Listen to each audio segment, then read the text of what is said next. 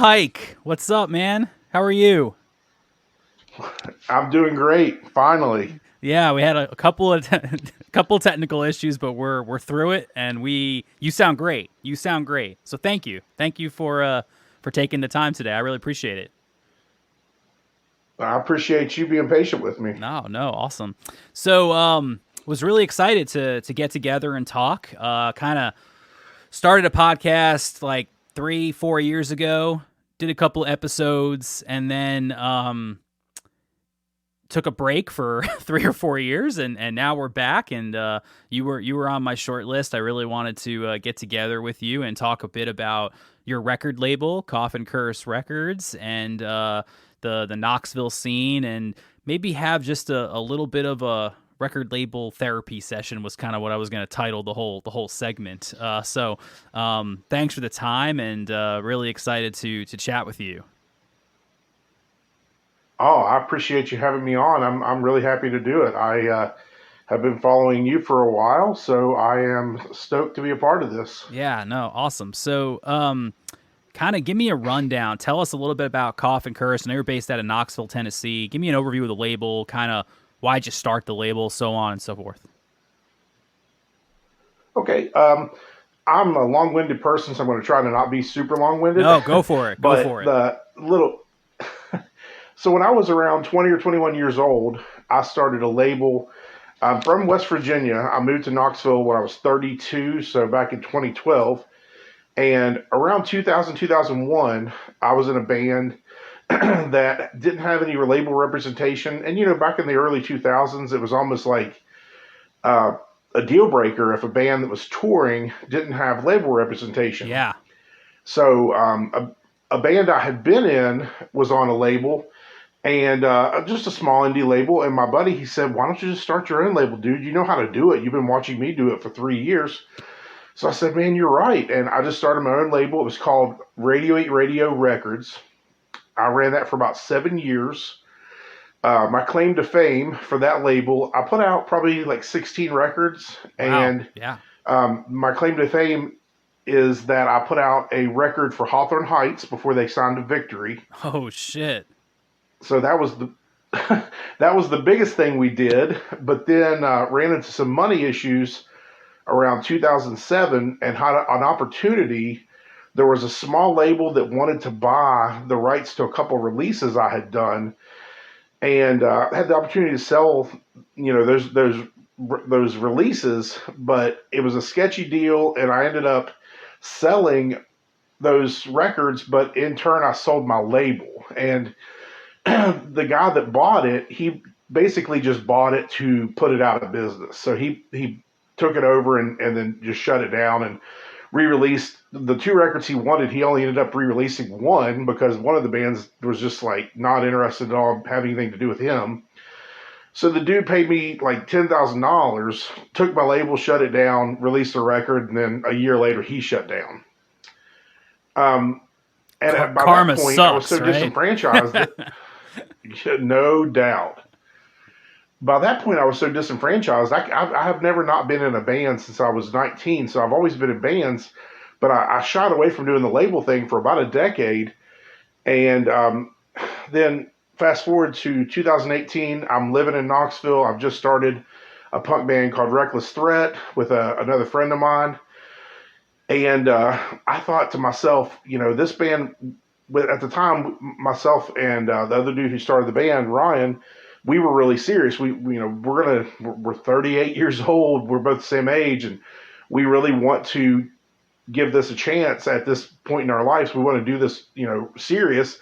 So if we're going to put out a record, we need to have label representation. So I started Coffin Curse as 100% a means to put out records for my band.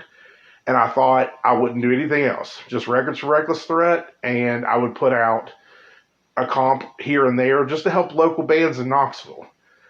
But that did not last very long.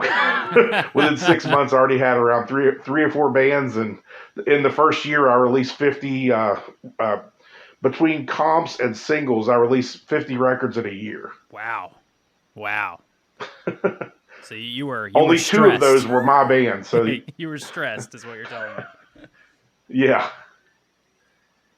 No, that's So awesome. Well, that's yeah. basically how, that's why I started the label.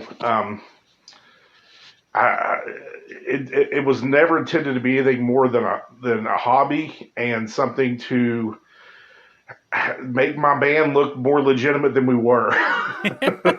I feel like that's not a uncommon story. I feel like I've heard from a couple people that was like, yeah, even if you go back to Bad Religion, like, oh yeah, we're gonna put out the record Oh yeah, ourselves, right? Like, fuck it, we recorded it, yeah. they put it out. Like that's Epitaph Records kind of started that way, right? So it was it's not uncommon for a band, especially I think in punk rock. I think that's one of the really cool things about whenever I talk to someone about punk rock and they don't know anything about it or whatever, and I try to explain it in a civilized manner. It is that sort of do-it-yourself mentality of we're not going to kind of wait for something to come. We're going to figure it out ourselves, Fuck it if, the big labels don't want to talk to us or the big managers or booking agents don't want to talk to us. Like we'll find a community and we'll do it ourselves. So that's been going on for decades. So I really appreciate you sharing that detail. There's a lot to unpack there and a lot of experiences that you had. So I gotta ask this. We have a different but similar paths. No one's ever paid me 10 grand for any of the masters or anything like that, so I'll give you the win on that one. But when I was in a band and kind of had similar things, like, oh, maybe really cool to put records out or start my own label. I tried to start a label. I think I was in middle school. I think I was in middle school, and I tried to start my first label, and it was like heyday of the AOL era, message board era. And I remember hmm posting on some like I'm from Long Island. I grew up on Long Island, so I was kind of in that scene. And I remember posting some message board trying to come up with a name for the label, and changed it like 10,000 times. And people were making fun of me on the message board, like, "Oh, here's that kid that's starting a label again with a new name every other day." So there, from a very young age, I really wanted to do that. Then I was in bands for a while, and did the same thing when I put my own records. I personally like doing the label thing more than I enjoyed being in a band. I, of course, enjoyed the rush of playing shows and writing songs and recording songs. But if you had to ask me today, like, would you rather be in a band or would you rather do the label thing? I'm enjoying the label thing a bit more. I'm curious, like, what about you? Like, how do you feel about that since you've done both roles, or do you like both equally? I am kind of a crazy person. I work a lot. I have a full time job that I work between 40 and 60 hours a week, and I dedicate, no joke, at least 20 hours a week to Reckless Threat and probably 30 hours a week to Coffin Curse. So I'm definitely a hyper workaholic. That being said, I prefer to do both, but I have found over time, and this might come into this conversation, but recently, thankfully, I've gotten out of having to be the label boss for my own band. Reckless Threat has signed with another label. We've moved off Coffin Curse, and I like the lifestyle of running my label and basically not shitting where I eat. What was happening for me, and I'm not afraid to admit this because I explained it to all the bands on my label. I was spending way too much time on Reckless Threat and letting the other bands a little bit fall by the wayside. I always give the bands as much time as I can give, but to be bluntly honest with you, I was giving Reckless Threat well more time. Sure. And you've heard the old adage that nobody's going to care about your art, your project more than you.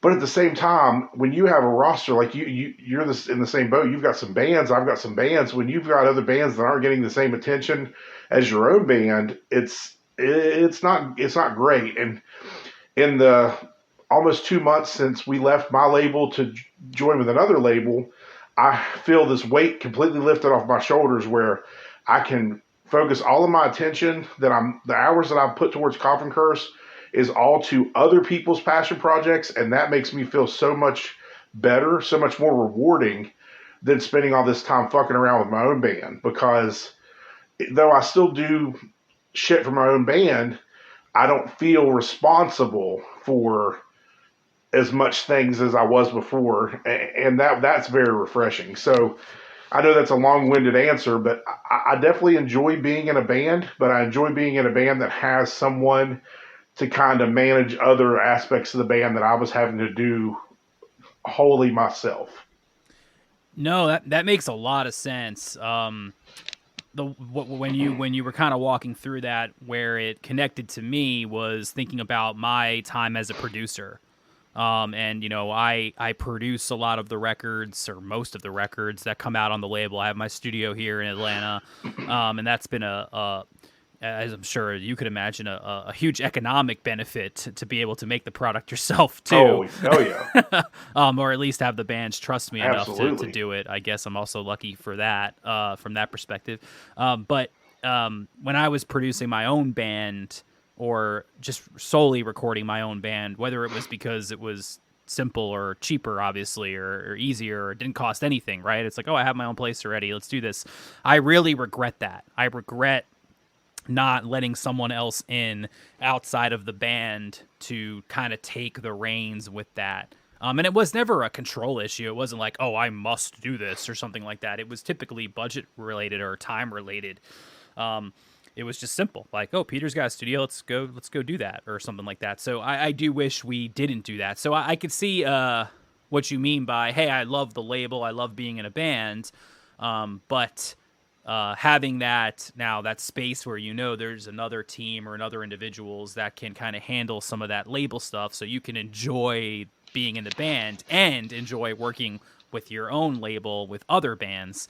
I could see how that was, it's probably a fun new line of division that works for you. Yeah, a second set of ears and eyes can never hurt. Never, yeah. I'm sure you've experienced this on your own end.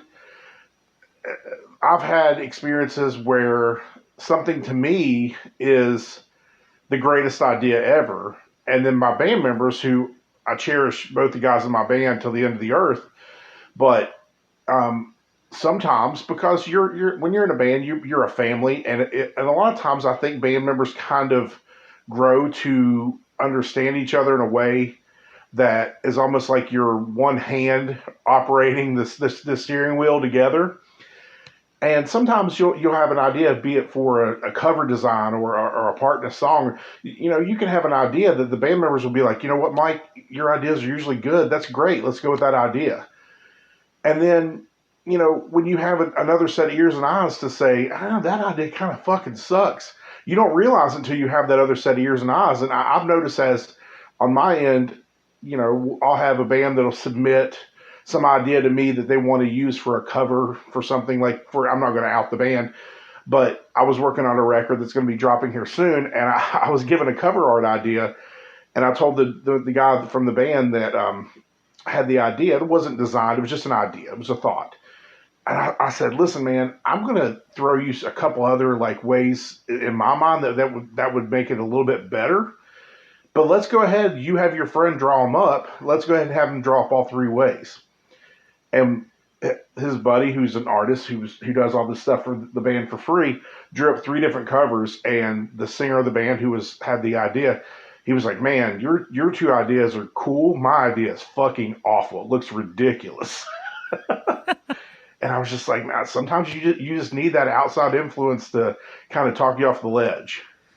You bring up some excellent point. You've struck a nerve with me, my friend. You have struck a nerve, because I strive for that. I just tend to find the opposite effect, in the sense that the artists tell me to fuck off. Like, we don't want your opinion. Like, we're going to do whatever we want. We're the artist. You're the label. Fuck you.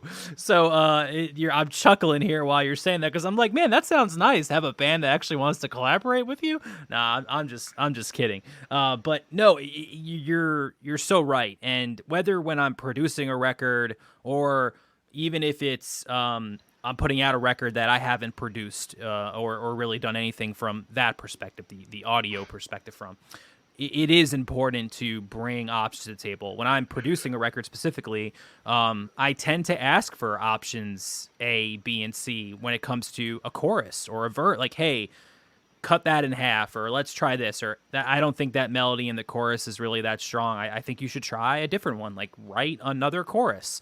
A lot of songwriters talk about you got to write the bad shit out. Write the song 7 times. I too often Yeah. do I see this level of band, this DIY, and this is cross genre. Just really settle with like their first or second attempt, or at least I would say the first attempt that leaves sort of the practice room, right? They may have messed around with the song together at practice for a while, but like when they're okay, let's record, they may have not even demoed the song. And now that it's easier than ever to kind of have your own studio, like let's just be honest, Oh you could yeah. buy a MacBook Pro, a cheap preamp, and you can pretty much make a record in your basement, really anywhere for not that much money. Everyone became a producer overnight. Everyone became a mixer overnight. Everyone just has all these tools, and it's a gift and a curse because I think it lets people become a little too comfortable with their own art. And then they just think that they're right. And then when someone comes in and says, hey, like, this is a really good song, I think the only thing keeping it from being a great song is, like, let's try a different chorus. Like, I think the melody could be stronger. And I think a lot of artists take offense to that, and I really wish they wouldn't, because when you're on the label side, you love the band, like you love this group. That's why you're putting out the record. That's why you're investing it financially, time. All those things really matter. And labels have gotten such a bad rap, rightfully so in some cases, about the creative control. And I hear the word artistic vision a lot. Well, if I trust your artistic vision, I'm gonna let you ultimately make the decision. But I kind of feel like another member of the band, even though I'm not in the band, as the label, because I'm signing bands that I genuinely love their music most of the time. Most of the Yeah. time. I was just saying it's the partnership aspect. If this isn't a partnership, then what is it? I mean, brass tacks. Anybody to listen to this? Peter and I aren't making money. This is a labor of love. We're losing money. Yeah, and that was the main thing. Is when I started this label, I said, well, not when I started it, because I definitely didn't start it to do anything that was going to cost me any financial upswing or downswing. But when I started taking on other bands, I said to said band, I am fine to do that. I just don't want to lose money. Okay. Then their question was, how much money do you want to make? I said at the time, I don't want to make money. I just don't want to lose money. Okay, well, and hear me, understand what I'm saying here. This is for fun for me at the time, 2018. This is for fun. I'm doing this as a hobby. You make sure I don't lose money, we're fucking cool. Now, over time, that's obviously progressed. But that was the thing, is like, I'm doing this for fun, for a hobby, and to be in a partnership with you. Just don't lose me money. No, and you make a great point.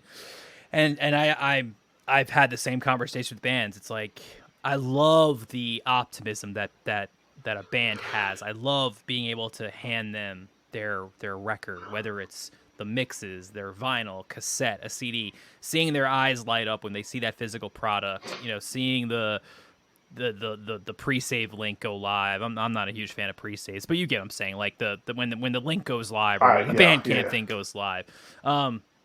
It's part of what makes this worth doing. And Oh yeah. But yeah, like, I'm not really interested in losing a shit ton of money. Like, and it's great that you want to do all these things, but maybe take baby steps. Like, maybe try something smaller first before you have to click. Because as you know, and what a lot of people don't get is, we got to buy this shit in bulk, folks. Like, it ain't cheap to just print 25 of something. In some cases, it's not even possible. Like, you gotta, but like, boxes are fucking expensive, man. You gotta buy them in bulk, like when you're shipping stuff out. So a lot of this stuff is expensive. And I do think a lot of the bands that haven't spent a lot of time previously sourcing, I don't want to say like goods and services, that sounds too corporate, but like sourcing items that are needed outside of like t-shirts and stuff like that. They don't realize like how the economics of some of this stuff works.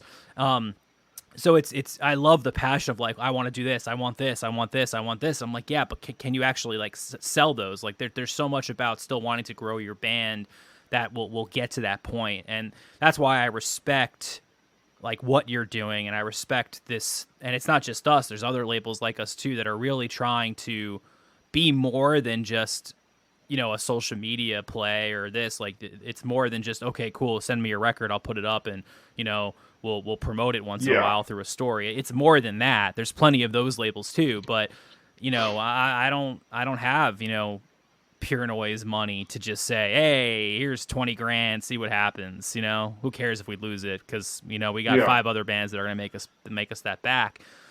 But I do love the beginning stages of a band like that, getting on their first tour. A couple of the bands that we're signing right now are like brand new bands. Like that's unheard of. No one signs brand new bands anymore. You wait till they have 10 million streams on Spotify, and then it's a bidding war to get them something. I really like finding that band where I'm like, yeah, you're okay, but I think you could be fucking great. So let's work together and get there. And maybe that takes 2, 3, 5, 6, 7, 8, 10 years maybe. But that's a big passion of mine, is the artist development journey that comes with being with a label. And I think a lot of labels lost that. I grew up when Oh yeah. Drive Through was blowing up, right? And it was like a family, and that scene. And Fat Wreck's always been that way, and Epitaph really started off that way, and things like that. So I've really tried to kind of bring that culture to the label, and try some untraditional stuff too, and try to get into different genres that I maybe not have a lot of experience in, or work with bands in other capacities and in management capacities and things like that. I've tried to keep an open mind to things. So it's definitely a crazy world, but it always comes back to that. I really think what you are doing is special, and I want to partner with you to help you make that better. And hopefully you'll not be an asshole or something like that, I agree with what you said wholeheartedly. Like you were saying about nurturing new bands, young bands. I've never had a set course for, I'm thinking of lack of a better term, but I've never had been set in my ways of, or even had a way to, for how I shop for a band. Um, I've worked with a couple bands off of a demo, but most of the bands that I've put out records for are bands that I've played with. Reckless Threat played a show in Richmond with, I'll give you an example. Literally, Reckless Threat, like right when we started back to playing shows, not post pandemic because we're still in it, but when things started opening up a little bit, I think it was maybe May of last year, June-ish, we went on a little weekend and we played a show in Fredericksburg, Virginia, which was just crazy. Did not expect it to be, but 30 or 40 people was 100 people at this crazy club, and we played with a band that just blew my mind. And I got one of their CDs, just their little CDR at the show, and I've been listening to it ever since. It's in my CD player in my car. I flip it out, and I'm still a CD guy in my car. Not big on listening to Bluetooth in my yeah. car. Yeah. So I will still spin a CD until it bores me, and then I'll flip it out. But I just kept going back to the CD and going back to the CD. And I was like, man, this band, their name's 40 Reps. And I was like, this 40 Reps band, this shit is gold, man. I love this band. But they've played, because they started during the pandemic. They're one of the bands that came around during COVID. They were a lockdown band. And this band has played maybe 10 shows. When I played with them, I think it was their third or fourth show. And they blew me away. They're very hot water music, Avail-esque. Yeah, that's awesome. Very much a Gainesville type gruff, but even like a little bit of Against Me. But I just fell in love with this band, and I just kept listening to that CD, And then about 2 weeks ago, that they dropped a single, and I was like, man, this single is fucking amazing.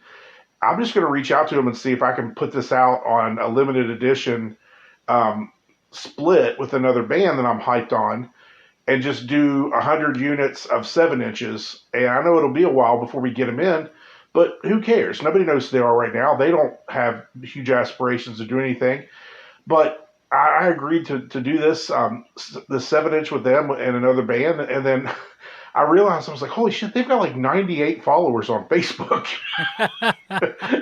So, I mean, maybe it's my lack of wherewithal to actually do my due diligence to make sure that the band that I'm going to work with is going to be around tomorrow, much less cares to grow their band. And this isn't me shitting on them by any means, because they are really trying to make it. They want to be a band. They want to do the thing. But I find myself making these decisions based on pure passion for the music I'm listening to, and then in retrospect, sometimes I'm like, whoa, I hope this doesn't eventually come back to kick me in the dick. Yeah, no, there's a lot of those moments of like credit cards out, typing into the thing, about to click buy now, like, man, I really hope I'm not fucking up my life right now. Like, this band better not fuck me over. Like that happens. Yeah. And I think I've learned sometimes you just got to roll with it. Like, expect the unexpected. I mean, who the fuck thought COVID was going to happen? And that just, from a DIY perspective, that hurt. And we'll talk a little bit more about that, Oh, yeah. you know, and the current supply chain issues that are happening. But you make a good point. I mean, I always felt like people forgot about the little guy, you know, and when Spotify and streaming wars started, or whatever you want to call it, and people weren't buying CDs. Fuck, you know, a lot of cars now, if you go buy a new car, you can't even fucking put a CD in, right? So there was this, back in the day, it was so easy to get, you know, everyone was going to disc makers and getting, you know, 1,000 CDs for $800 made, and you could sell them for 10, 15, 20 bucks at times, you know, based on how, you know, how big the record was or how big your band was. And I remember spending $20 on CDs back in the day, you know, it's crazy. And you made your money back, and now it's like, oh, yeah, a couple cents. And so labels were forced to go upstream, right? They were forced to say, hey, you know, if we want to give you a $20,000 budget to make a record and put it out and all that stuff, now you need like millions and millions and millions of streams, because people aren't buying the inexpensive units like CDs or so on and so forth anymore. So I feel like a lot of bands kind of got left behind. Because they weren't being given that chance. And that's why I think labels like Coffin Curse and 59X really, really matter, because we still look for that band. And yeah, it might mean that you don't get the biggest recording budget or one at all. Or, yeah, hey, come to my basement here in Georgia and let's make a record. You know, that's still valuable. Like, there's still ways to put out records together that's fair and concise, and we had to adapt. It's not our fault that, you know, the payment method went to 3 cents a stream or whatever it is, you know, less than 3 cents a stream. So that makes a lot of sense, and it just boils down to the passion, right? A lot of the bands, most of the bands on the label, have come in similar circumstances that you've mentioned.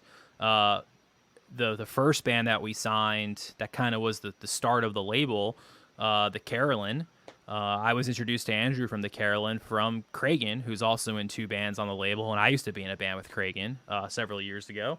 And he was like, hey, I know this band that I think you would like. Like, Cragen and I were meeting up at a Starbucks like every other day or every day and talking about this idea that I had, and he was vital in the first sort of outline of what I was trying to do. And his band at the time was going to potentially be a part of that, and then things didn't work out with that. So he's like, well, let me show you these demos of this band, and that band eventually became the Carolyn. So like, he introduced me to Andrew, and Andrew's now one of my best friends, and we've had a really good relationship these past few years, and we're putting out their next record later this year, and we're stoked about that.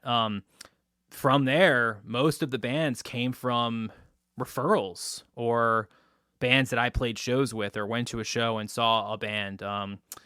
and everyone's always really kind of paid that forward. Like, hey, Pete, you should check this out. Like, you should check this band out. You should look at this. I'm going to pick on one person because this just happened and I'm going to give him shit because he'll probably listen to this, but I'm about to sign. Well, we actually just signed.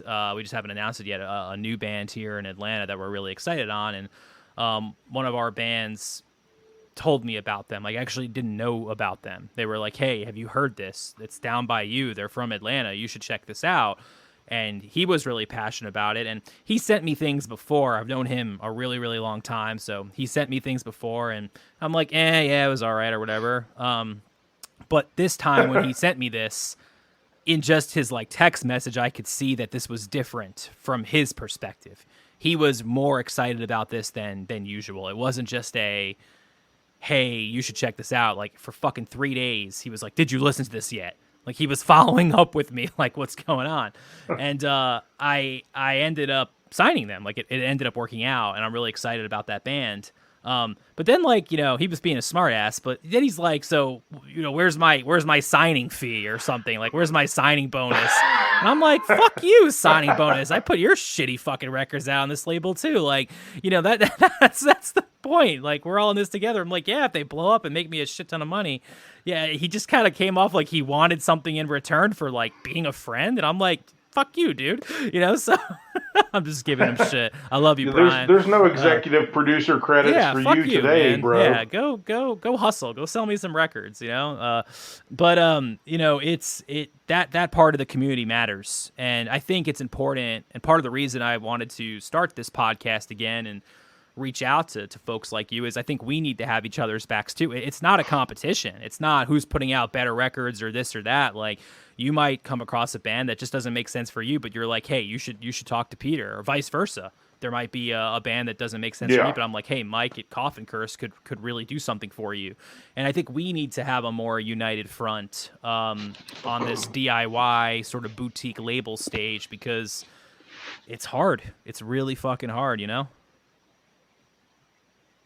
Yeah, I totally agree with that. I was there's a label out of Columbus called Punkerton Records. Mm-hmm.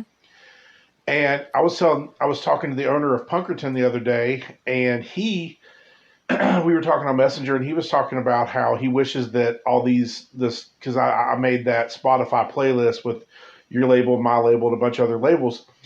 And he said he wished that more labels could be like that, and it's kind of cutthroat. And I said, the funny thing is, I hate that that's the experience that you've had, because I've not had that experience. I in the last 3-4 years, my experience has been that all of the labels that are on my same footing, it seems like we all do want to be a community. And even to their credit, bigger labels that have been around for 30-40 years. I had a deal. I did a excuse me. On Coffin Curse, we did a Operation Ivy cover record, and Epitaph was super cool with the publishing rights. They gave me an incredible deal. It was pennies. I mean, Peter, it was pennies that I paid for publishing for the royalty rights to those songs, those 12 songs, and they let me go above and beyond. They helped in ways that I would. I mean, I literally was talking. So it wasn't just some schlub. I was talking to Brett Gurwitz through email. That's I'm awesome. talking to Mr. fucking Brett from Bad Religion. That's fucking and awesome. Then a couple of years goes by, and I did, during the pandemic, around this time last year, well, actually it was over the summer, probably around August of 2021, I did a comp to raise money for local no-kill animal shelter here in Knoxville. And I was like, man, this is an 80-band compilation. I've got 78 songs. The goal was to do 4 CDs, which we did, 4 CDs, 20 songs per CD. I wanted 80 bands. That's how I was marketing it. But I needed 2 more bands because 2 bands just weren't able to get me their songs in. And I was like, I need to shoot for the moon here and get 2 bands that actually have some clout. And I was like, you know what? Fuck it. I'm just going to shoot Fat an email and see if they'll give me a deal on publishing, because this is a benefit for animal rescues. And not only did they give me a publishing deal, they gave it to me for free, and they gave me Teenage Bottle Rocket and Get Dead, and said, both these bands are down, you can have these songs. Now, they weren't new songs, they were songs off of recent releases, but still, That didn't happen back in the day. When I ran radio, when I put out comps, these bigger labels wouldn't reply. They didn't give a fuck. So I genuinely believe that across the board, it seems like everybody's more willing in 2022 and in our current situation. I feel like because the system is broken down so much, because it's now this world of streaming and there's not a lot of money to be made and you got to hustle to make your money. I almost think that labels have opened their possibilities to work with other people in ways that were never there before, just basically because, well, I'm not making money off of CD sales or vinyl sales or streams anyway. We're making money off of tours and publishing deals and packages. And what's it hurt for me to give a couple of my bands publishing rights for a song for a charity compilation? For sure, yeah. I mean, you're dead on. Like I remember just and thank you for putting us on that playlist. Like Jake from Rough Dreams just texted me like, "Yo, you down?" And I was like, "Fuck yeah!" Like it wasn't even a question. Like why wouldn't I be? You know, like Yeah. There's and hearing you talk about Epitaph and Fat like that, it just gives me motivation and optimism that like we aren't going completely down the fucking shitter with this like fucking vaguely purposed fucking pop punk revival or whatever the fuck they're calling it now that's happening that I just cannot fucking understand because it's just doesn't feel authentic to me. And that's the point I'm trying to make is authenticity matters. It's always mattered. And when your heart's in the right place, and hey, you don't always get it right. I've made mistakes too. I've tried to be bigger than I was, and I've steered further away from who I am at the core. Never compromising morals or ethics, but there's two ways to say a phrase sometimes, and usually the more authentic and humble way is the right answer. So I'm the first to admit I've made mistakes like that, but the key for me is authenticity. Like be fucking authentic. Like find the things that matter to you, and then find people that care about those things the same way as you. Who gives a fuck about some press release that no one's gonna fucking read? Like just send a cool email like, hey, this is who we are, this is what we do. Like we are big fans of you, and here's my ask. Like just fucking type it. Don't type some fucking press release that like says all these things about how we feel about all these things that no one fucking even knows who we are. You know what I mean? Like just be cool and be present and support each other, and you'd be surprised who picks up the fucking phone. I've been email pen pals with a couple of people that I never would thought that like would engage with me, but every time I send them an email just asking for some advice, they fucking write back, and they continue to write back. And as long as you're not an asshole, like you'd be surprised at who's willing to take a few minutes out of their day to kind of pay it forward or whatever you want to call it. Like they know what it was like to kind of be starting out and shit. And I just think this whole fucking revival of just the mainstream pop punk or punk rock or whatever is just creating, I think, more of those silos again, and that concerns me because it didn't used to be about like beating your peer or getting ahead of your peer. It used to be about like growing together. And for me, I lived that growing up in the Long Island scene because you had bands that all got big deals pretty much at the same time. Taking Back Sunday, Glassjaw, The Movie Life, the other band that singer did a bunch of fucked up shit, so we don't say their name anymore. From Autumn to Ashes, Glassjaw. Dude, brand new. Like all those bands got big at the same time. I'm fucking middle school, and I saw Brand New at a fucking arcade. None More Black opened. Yeah. Simple Plan was there. The Starting Line was there. Like Simple Plan, no one knew who they were yet. Like that, all those bands were getting really big, and Long Island. I was really lucky to be able to witness that. But there wasn't sure there was competition, and there was that whole Taking Back Sunday Brand New fucking feud, whether it was real or not, who knows. But Glassjaw, all those bands, like they got big pretty much around the same time, and yeah. Now, for all I know, there was heavy competition that I don't know about, but from a fan perspective, it seemed more like a community than a competition, And I think that we're missing that again. I feel like there's still too many fucking silos, not only in punk rock, but in just music in general. Yeah, I have a funny story. You mentioned a couple bands so I believe this was 2001 because it might have been even late 2000. because I knew 2001 was the year that all these bands broke. So I was in an emo band. We were playing at a Knights of Columbus. No, not what Knights of Columbus. American Legion in Charleston, West Virginia. We were playing in American Legion. My band was relatively popular, so we were the headliner. We were the headliner above a tour with Taking Back Sunday and Thursday. so, so we headlined above Taking Back Sunday and Thursday. I'd heard their names, but I didn't know they were bigger on the upswing bands. And then, like, no shit, the week after that, the show went great. 100 people, great show. They were great bands. I don't have huge memories of the show. I just remember the show was great. No shit, it might have been a month, but at most a month after that show, the video, the Take Back Sunday video with Flava Flav came out.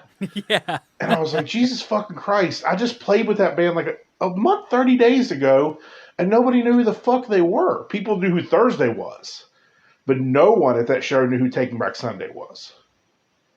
I know that overnight success doesn't exist because it wasn't overnight success for them. But I know why people say that overnight success is a thing, because for me, it was like genuine. Like this band, I just played with this band and a month later. I mean, the season changed, and those motherfuckers were in a video with the dude from Public Enemy and selling like 150,000 records that month. So I'm sure that for them, it was more like a three-year overnight success. But as a fan, it seemed like, whoa, this shit is off the chain. And I actually really appreciate that perspective, because when you're from their hometown area, it was more like that band was fucking huge because they were playing in their hometown. In Long Island, it was like, we're going to see Taking Back Sunday, and you're talking hundreds and hundreds of people there. Like, fucking, so when Where You Want to Be came out, I remember them playing this, like, fucking thousands of people were there, like, right before that record came out. Like, it was their first show back from, like, making the record or something, and, you know, there was that breakup there in between those first two records. And then fast forward 2-3 years, and they're fucking doing arenas with Louder Now. Like, so from our perspective, it was like rocket ship, because they built that following. And don't get me wrong, like, definitely took time, but it just felt so fast when you're kind of where the band is from, and that they were also really popular in that area. We have bands on this label that have more fans, or whatever you want to call it, better followings outside of Atlanta. Atlanta's kind of a tough city for punk rock music. And there's other places that appreciate it a little bit more. And so it's tough because it's not easy to drive, 24 hours to play one show and drive back the 24 hours to play one show. So when you're a band that has a really good following in their town, and that community is really supportive of the genre and culture that what you're bringing, it can almost feel like you're growing faster. But then you go play that show 3 states away, and you're like, oh, there's 5 people here, and you kind of get that reality set. But either way, it's hard work. But it is always really fun to. I enjoyed reading the Sellout book that came out, where they're documenting those journeys of all. Was it Dan, I believe, is the author, that documented all those journeys of these bands and how they got signed to major labels. I love seeing the story, like the biography of a band, kind of how they started. The Bad Religion book is fucking awesome. Like hearing their stories. Oh, all that God. stuff. Yeah, I love that shit. Even the NoFX book was that really book cool is great. too. Yeah, so I love seeing or reading those things and kind of hearing people's history. So, have you listened to? I have both the Bad Religion and the NoFX books, and thankfully I read them before I listened to the audio version. The audio version of the Bad Religion book's great, but the audio version of the NoFX book is like, fuck, dude. It's kind of heartbreaking, because I don't know. Have you listened to the audio? I haven't, but you're not the that? first person to say that. So like, I really need to go check that out, because I've had others say, yeah, the book was good, but you got to check this out on the audio. And I'm like, oh, what did they do? it's so bizarre because you're going to have the same perspective that I had reading it. I was like, this is a really good book. I didn't put it down. I knocked it out in 2 nights. It's a fucking great book. And then about a month later, I went on a vacation and I had plenty of time to listen to the audiobooks. It was like an 8 hour drive to Florida and back. So I listened to it on the way down with the intention of finishing on the way back.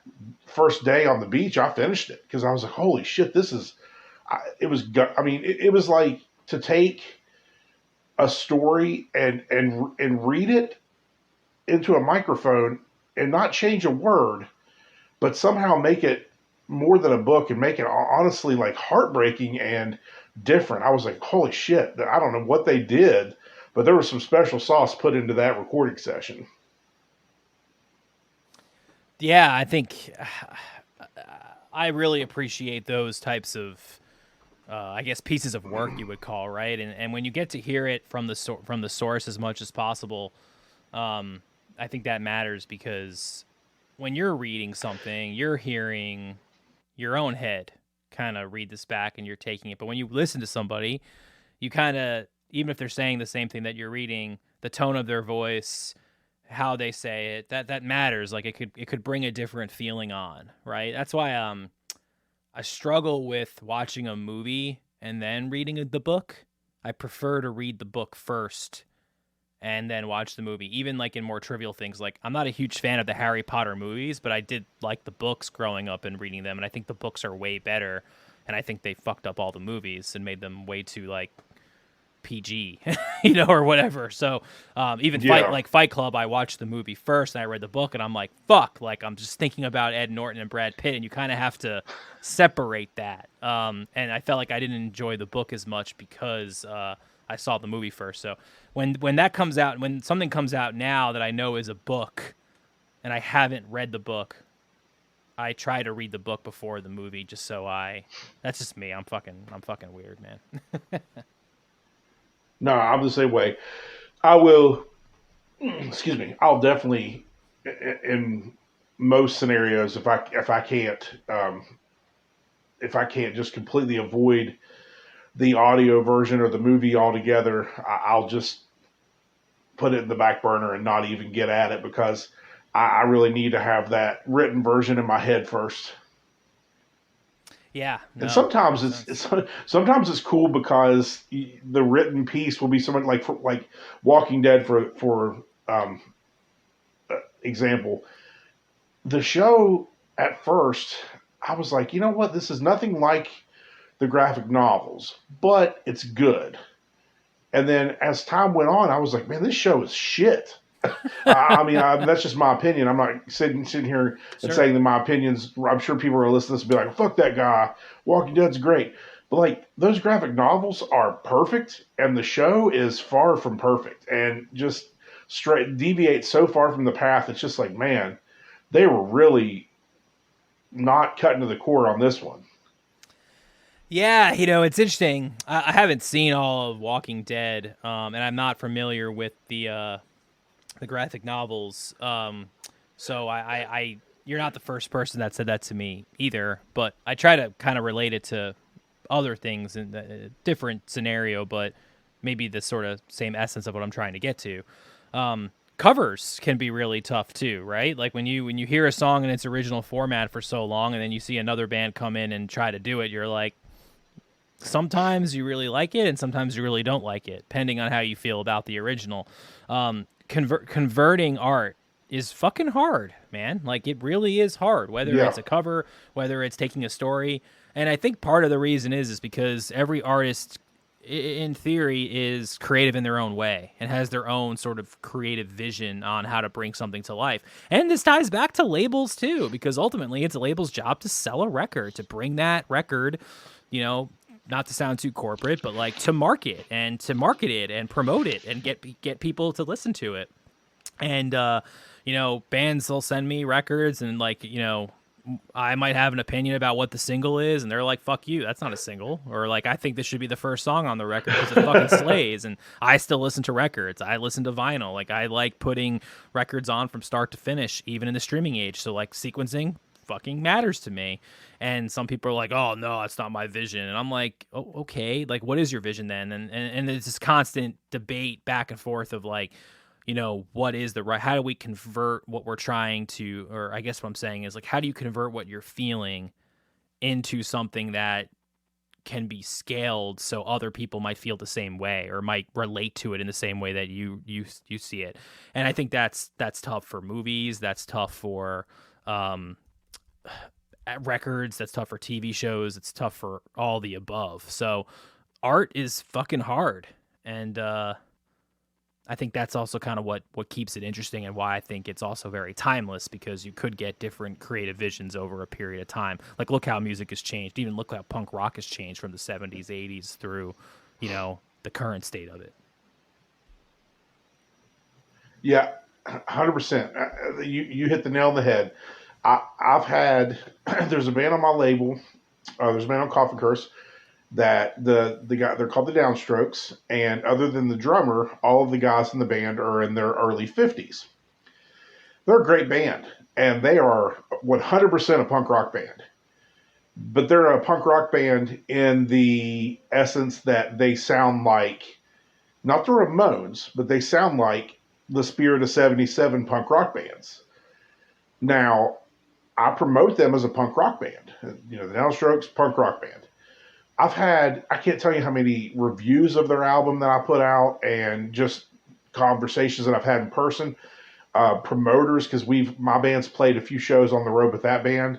And I've had people tell me, like, oh, so you're the guy that put out that's, I mean, why do you call it punk? That's a rock and roll band. And I'm like, it might not be punk rock to you, but they're more punk rock than what most bands that call themselves punk rock today are doing, because they're a amalgamation of what punk rock has become. This band might not be, they're not fast like NoFX, but I mean, the Sex Pistols weren't fast. No, neither was the fucking Clash, dude. Not fast Oh like yeah, a skate punk band, Yeah, there's so many different ways to wind a watch, and it's still called a fucking watch. Yeah. And that's the way I look at punk rock, man. It's like, for me, it's like, some people are Casios and some people are fucking Tag Heuers, but your band might be a skate punk band, and that the band down the street that is playing at the club that's competing with your show tonight might be a post punk band, but you're still in the same wheelhouse. You're still fighting the same fight.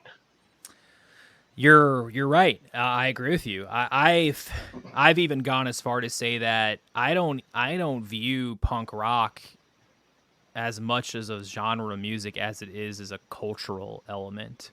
Like, you can. Yep. Too many people are trying to define what punk rock is, and I'm guilty of that too. And I'm judgmental about some things, and there's some artists breaking right now, or and others that are changing genre. There's this big genre shift to like, oh, let's fucking do pop punk or punk rock, and that's kind of what the kids that are like seeing this music, like that's their version of punk rock. And I guess the reason I try to be sympathetic towards it is, like, I remember when Enema of the State came out, and that was like really mainstream, and I'm sure that there were people like, this isn't fucking punk, dude. Like, what are you talking about? Like, this is fucking pop music. Like, All the Small Things is a pop song. Like, what do you mean punk? Like, Blink isn't punk. Yeah. And they're like, or that version of Blink isn't punk. Like, go back and listen to fucking Carousel and listen to those songs, like Dude Ranch and Cheshire Cat and Buddha. Like, that was way more punk. Like, this is they sold out. Like, that was that whole major label thing. So when I turn on the radio, for lack of a better term, or whatever, and you see this new generation, I'm purposely not saying names just because, I might be in the minority, and I'm trying to be unbiased to this new wave of pop punk or whatever the fuck it's called.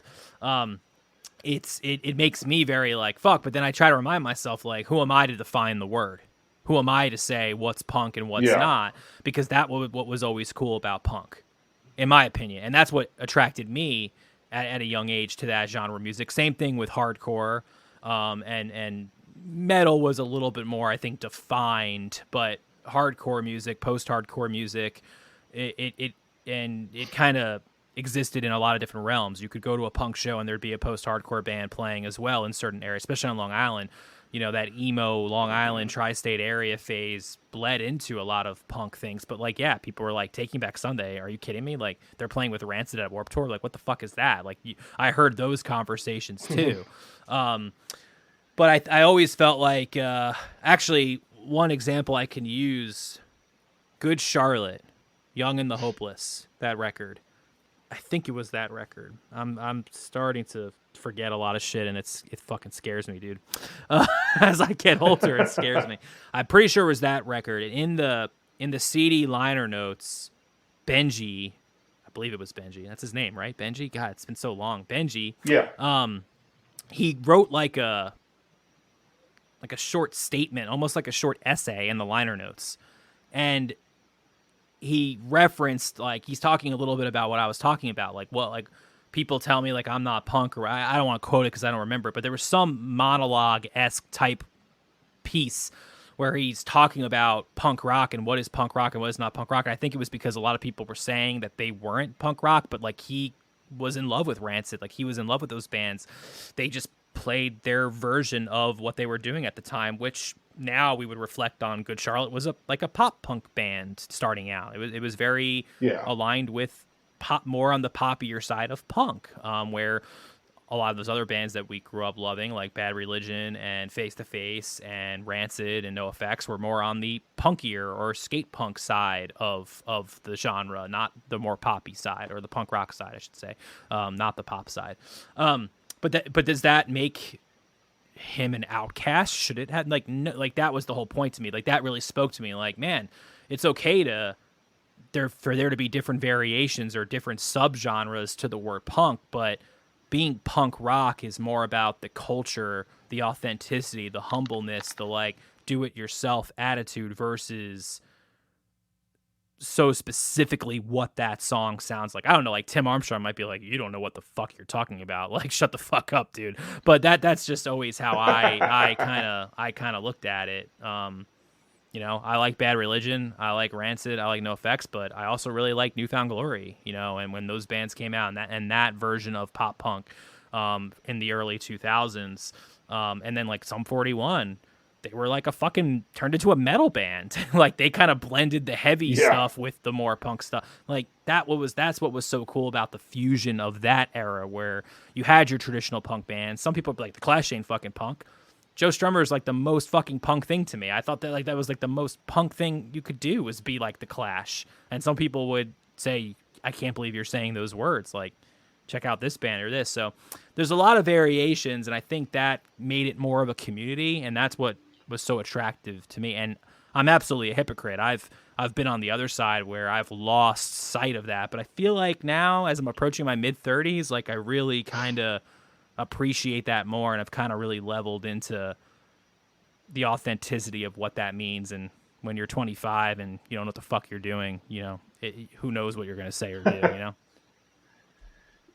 Yeah, I think on that aspect, I think that my thought has always been that excuse me, that music fans, musicians, and fans of music, maybe we just run a little bit hotter than other people. And then genre specific, like punk fans, you know, across the board, I think that punk fans and hip hop fans are very opinionated, and we're very fans of the genre of punk and fans of the genre of rap and hip hop. I think that we're very like we want to be, we want to keep our love of the type of music we like. We want to keep it safe. We want to bottle it up and make sure that people who don't believe in the culture that we believe in and don't live in the world that we live in, we want to not let them in on our world. And it's funny because I thought to myself, like, country music has a lot of different subgenres as well. If you listen to country music, I don't really typically listen to country music, but I do know that it exists and I do hear it. Like, I do have an office job where country music's played in other offices and where I work, so I do hear it on a daily basis. And there is, just like punk, just like hip hop, there's so many subgenres of country. But I don't know that country music fans are as are as like willing to keep their passion for country music so close to the hip that they don't want, like, oh, this guy has a mohawk, he can't listen to Trace Atkins. she, she's she's got a bunch of she's got a bunch of piercings on her face. That there's no way we can't let her listen to Miranda Lambert. No, pierce face girl, you can't listen to Miranda Lambert. It's the devil's But music. motherfucker, if I haven't, I used to be in a band with a dude who was like I don't even know if I'm using this word right because I'm 41 years old and I feel like I'm an old fogey, but I believe I'm using it right. I think this is correct. I think he was gatekeeping punk rock, but in his mind, everything wasn't punk rock unless it was something that he liked. So, I mean, he was young, and he was almost 20 years, if not, he was 20 years younger than I was. And he was in a band with dudes who were 10 and 20 years older than him. Two guys that were 20 years older than him, one guy was 10 years older than him. And he was very much like, I don't like No Effects, not because I don't like their music. I hate Fat Mike. So it was everything. So that meant he hated everything on Fat, hated everything that had to do with No Effects. And it was almost like, because that one band, that one person in that band wasn't the one band that he liked, then it wasn't punk. But I highly doubt that there's people in other genres of art that are so willing to protect what they like as much. Like, I highly doubt there's people in the art world who will stare at a Van Gogh and say, everything else is trash that's not Van Gogh. If you're not Monet, then you are trash. It just always cracked me up my whole life. I've been listening to punk since I was 14 years old, and a girl at school hated that I was wearing a Megadeth shirt and said, have you ever listened to punk? And I said, I know what it is, and I think I've listened to the Misfits. And she was like, oh, the Misfits suck, and handed me a copy of her cassette of NoFX Punk and Drublic and said, here, take that home and make a copy of it. And I've been a punk fan ever since. So I've been listening to this music long enough to be aware of the fact that even since the day I started listening to it, that people that like this music scene are judgmental as fuck. It's so true. And it even works against you, man. It fucking works against you. Like, I grew up in a fucking preppy town on Long Island, and I used to get fucking abused for the music that I listened to. Until I found once I kind of found my crowd in high school where they, felt the same way. Like, middle school, I was pretty much almost, elementary school, I was definitely alone. Most of middle school, I was alone. Then I met like one person, and him and I kind of became really tight, and we started a band together, and there was some level of community that grew from that. And then high school, there was like a bigger, because in middle school was like the first time, like I grew up in a town where like there was side A and side B, and then you went to elementary school in A and B, and then middle school you came together. So you all kind of fucking hate each other because you don't know each other, and it's like, who's better, who's worse. It's all bullshit, fucking really fucked up shit. And then in high school, you kind of just get over it and you all coexist. So once we were in high school and there was more and more people to kind of, there was a different level of maturity that was growing.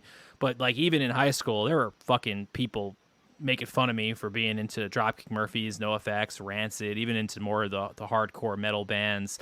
I was really into I got into metalcore pretty hardcore in early high school, so I was listening to like Atreyu and fucking Killswitch Engage and Darkest Hour and a lot of those bands. Like when Suicide Notes came out and The Curse, like those fucking records were so good. I saw them way before The Curse even came out. They did a tour with From Autumn to Ashes, which was a great post-hardcore band from Long Island. Like those bands meant so much to me. And I got made fun of for all that shit, all the punk shit, all the post-hardcore metalcore shit. And then like senior fucking year, all these assholes that abused me for like fucking almost 18 years of my life are all wearing fucking NoFX shirts and Rancid shirts. Like, oh, punk rock's awesome. And I'm like, fuck you.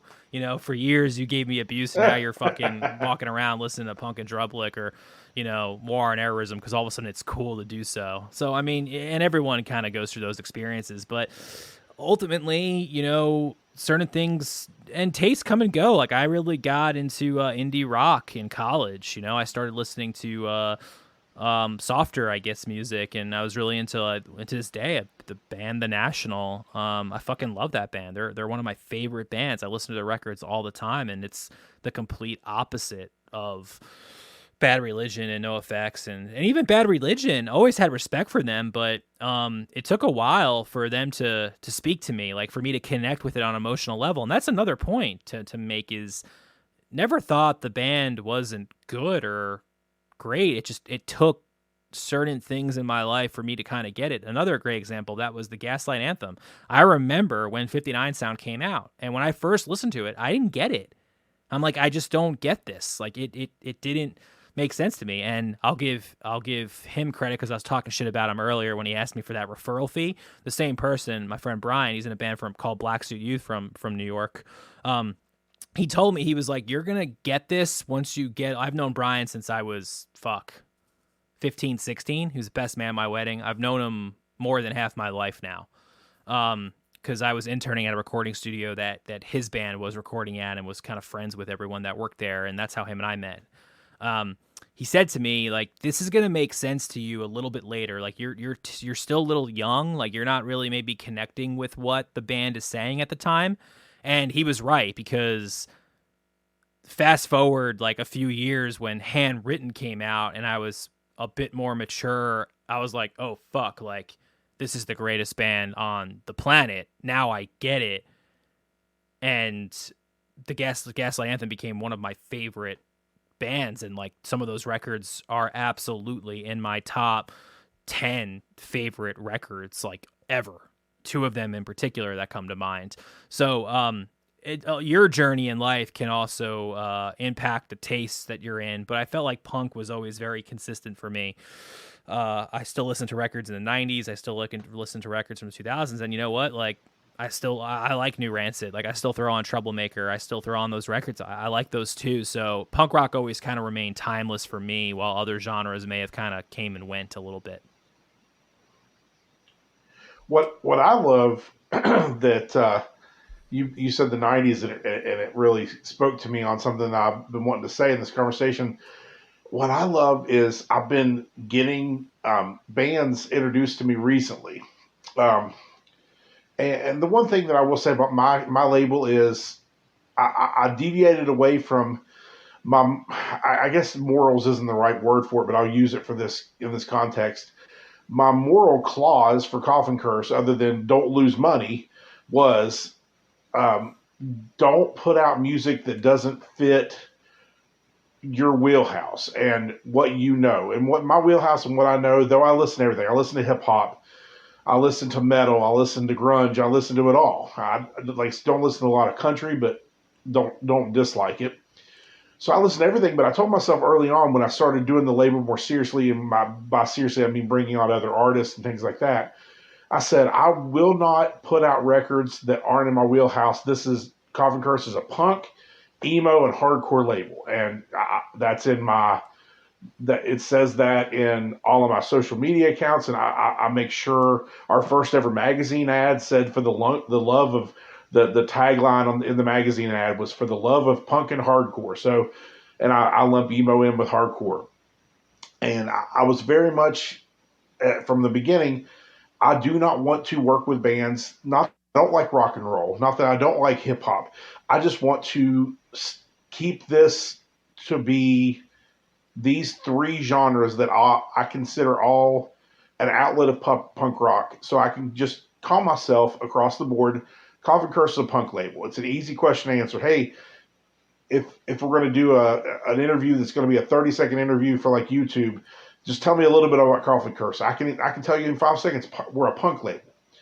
But I've had a lot of friends and band members that are in bands on the label recently. It just seems like I've been getting, just like you have friends that pitch you bands. I have people that pitch me bands. I wouldn't say daily, but at least once a week, somebody will be like, hey man, you liked my band, check this band out. And what I've been getting a lot of recently, I don't know if you've gotten this, but I've been getting a lot of, and this is going to go back to me saying subgenres of punk, so yeah, it's punk. But I've been getting a lot of people in the last 6 months pitching me um, 90s style grunge bands in like the wolves in sheep's clothing kind of thing, 90s grunge sounding bands in a punk rock outfit. Dude.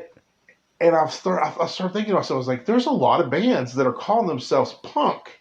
Just open blanket statement, oh yeah, we're a punk band. And they sound like Nirvana, or they sound like early Foo Fighters, or Toadies, or Tad, or fucking even Soundgarden. And it dawned on me, I was like, holy shit, dude. This is just something that just dawned on me a few weeks ago. I was laying in bed, I couldn't sleep because I barely ever sleep. And I'm listening to Soundgarden, because sometimes I listen to music when I try to go to sleep. And I was like, holy shit. I listened to Bad Motorfinger. It came out in, I believe, 1993. This is a fucking punk record. Nevermind is a punk record. Bleach is a fucking punk record. Like, fucking all the stuff that was alternative isn't a thing. Grunge isn't a thing. These bands should have just been called punk bands. And that's why these bands now that I'm getting demos of that call themselves punk that sound exactly like fucking Nirvana, in their mind they are punk because Nirvana was a punk band. Just nobody called them that. Dude, so we just signed a grunge band. So I'm like cracking up here, like hearing you talk about this, because we literally just signed a what I would call like if I had to put a label to it, like a grunge punk band. And you're right, like they're pitching me like, oh, we're a punk band, and I'm like, yeah, like you're right, you are. Like I didn't think of it that way, but you're it's like this Nirvana, Alice in Chains meets Black Flag, and like maybe a little, like some of their songs are a little angstier in the more hardcore world, and I'm like, I really dug it. Like I dug the way this band did it, and it goes back to what I mentioned about the community. Like I could see in all three, it happens to be a 3-piece, and all three of them, like they have that punk rock, that punk heart, like that ethos. Like they get it. Yeah. They fucking get it. Even though one of them was wearing a fucking Slayer shirt, and the other one's wearing a Nirvana shirt, and like and I had that. When I started off, I was we're a punk label, and then it kind of morphed into like, different branches of punk. And then, I took a chance and signed a band that no one ever would have thought I would have signed, genre-wise, and worked with them for a little bit. And then really what it's boiled down to now is just like, this is selfish, but I guess I get to be a little bit selfish because it's, the label that I'm working on. Do I like it? Like, do I like the music? That like, there is a selfishness to like, I want to put out records that I really like, and I think that people will like them too. But I fucking love the Carolyn. I fucking love Rough Dreams. I love the Killakee House. Yeah. Like maybe other people don't, but I do, and I put their record on, and I sit here and I fucking smile and say, "We made this in my fucking basement. That's awesome. Like this sounds fucking rad. Like let's keep doing this." So I would sign any genre of music, as long as it connected to our like my personal and professional values and ethics and morals, and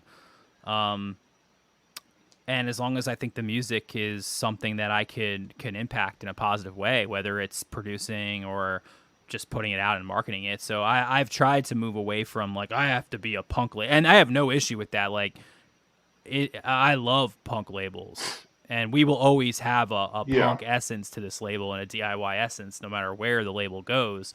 But it doesn't just define me completely. Like if I have a really cool indie band, I would sign them. And like my business partner Amy, she's out of Phoenix. Like she manages bands. So we kind of came together, and I was like, well, why don't we put it all under the 59X umbrella?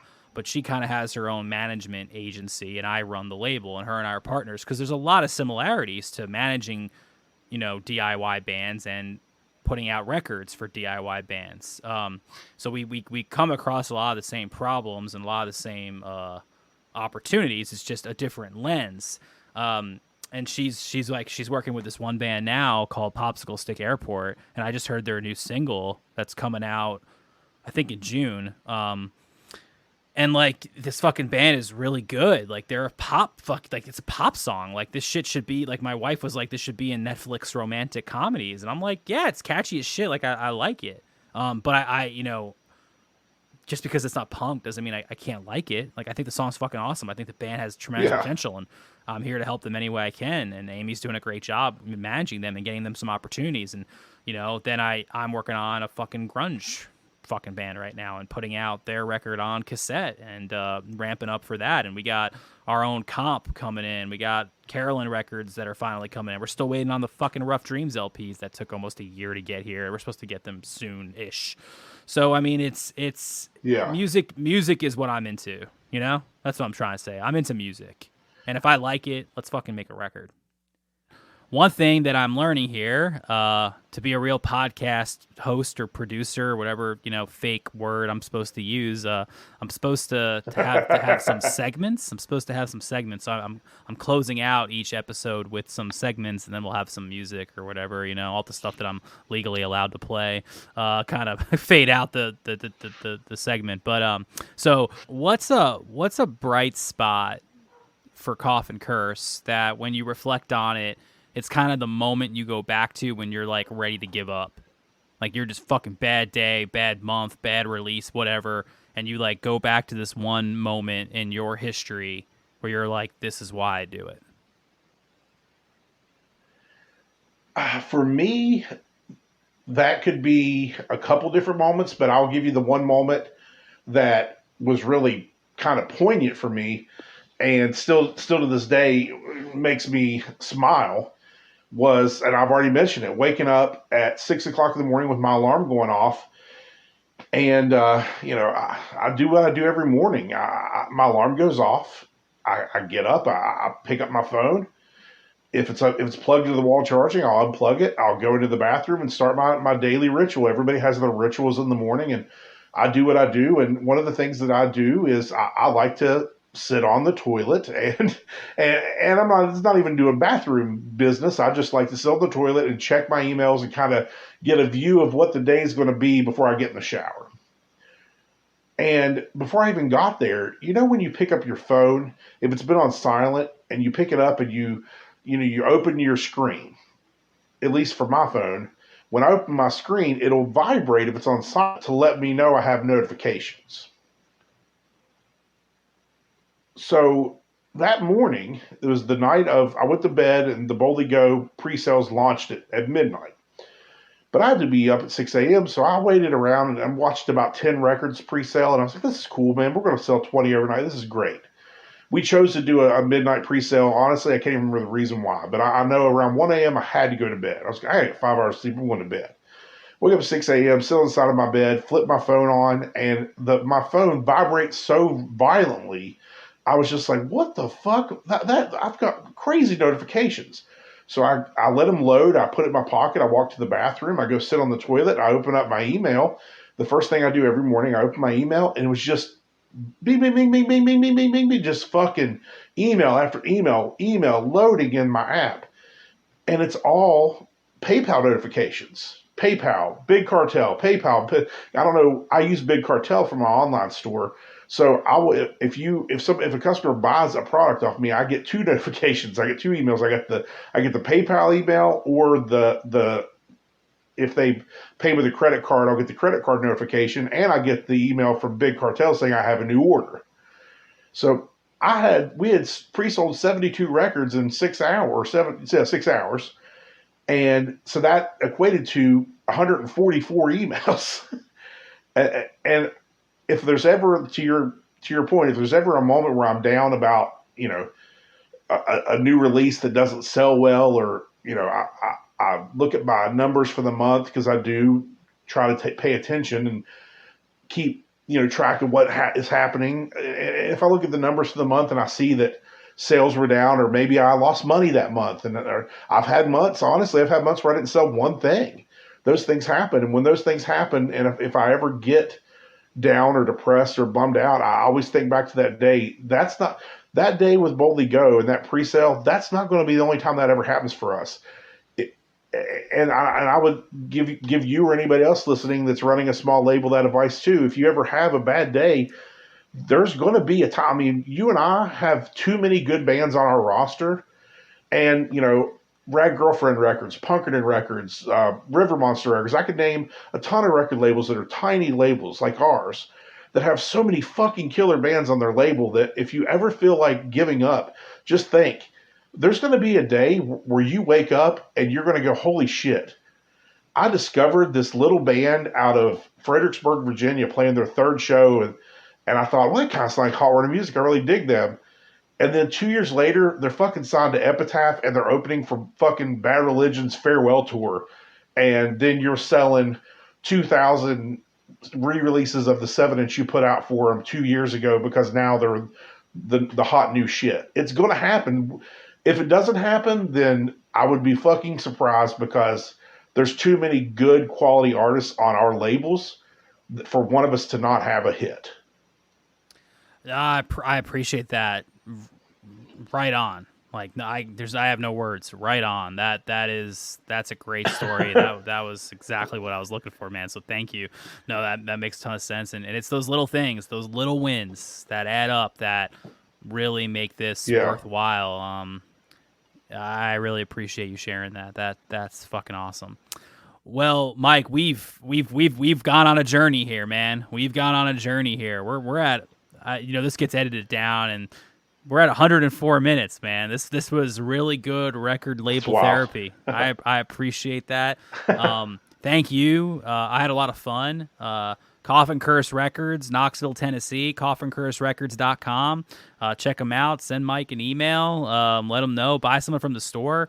Help them out. Help the bands out. This was a lot of fun. I really appreciate your conversation, and let's definitely do this again sometime. And I wish you well throughout the year, and wish you well on your upcoming releases. Absolutely. I appreciate it, Peter. I thank you as well for your time. And I want to leave you with one thing if I may have another 30 seconds to pull at your ear. I fucking love the Killakee House record. I cannot wait to get that tape. They played in Chattanooga with Rough Dreams last Friday, and I was going to go. I marked myself as attending on the event page. I was stoked. I put it in my calendar. I'm going to go to the show. And then the bass player of my band and his fiance bought us tickets to go see the Foo Fighters movie and surprised us with them on Thursday. Hey, we bought you tickets to go see the Foo Fighters Studio 666 movie at 10:30 on Friday night. And I told my wife, I was like, do you want to go see the Rough Dream show in Chattanooga, or do you want to go to the go see fucking Dave Grohl and see a movie? Well, we go see the movie anytime, but they did buy us the tickets. And I was like, fuck. Well, I told Jake to book the Killakee House in Knoxville. I'll see him eventually. So I chose to go see the movie, and it was a lot of fun. But I was super stoked to buy that tape. So I said, all right, I'll tell Jake and Chris, one of them to buy me the tape. One of them will remember. Neither of them remember. You asked Chris and Jake, dude. Come on. Yeah, so I just need to order. I just need to go online and order the tape because I'm stoked on it. I have a huge tape collection. I'm a big tape collector. I'm looking at my wall in my bedroom right now. My wife has mounted these tape shelves on the wall. I've probably got 200 tapes, and I've got a space set aside. No shit. Like if I could send you a picture, I will send you a picture. I have a space right now that's to the right of my Rush Dreams cassette that you put out because I'm weird about cataloging and organization. So the Rough Dreams cassette you put out on my wall right now, there's a spot for the Killakee House to go right to the right of their tape, and it's literally like I'll show you how I've got it. The spot's ready. Oh, that means a lot, man. Thank you. Yeah, no, definitely, that means a lot, man. Thank you. Hit up Courtney. We actually. I gave them, we did a really short run, and I gave them all to the band for them to play at shows. So we actually even put it on the web store just to kind of help support the band. So Courtney, I know, is taking a couple orders kind of over Facebook or whatever. So that means a lot, man. Thank you. And they're a great band. We're about to gear up. They're finishing out demoing their next kind of thing. And They got some cool stuff going on. They're going to be heading out west this summer. We got a little tour happening for them, so it's I appreciate your support of that band. I think they have a really bright future ahead, and this is perfect because I'll end this and I'll play Milk and Honey. So we will exit out the podcast with Milk and Honey by the Killakee House as the Fucking exit song.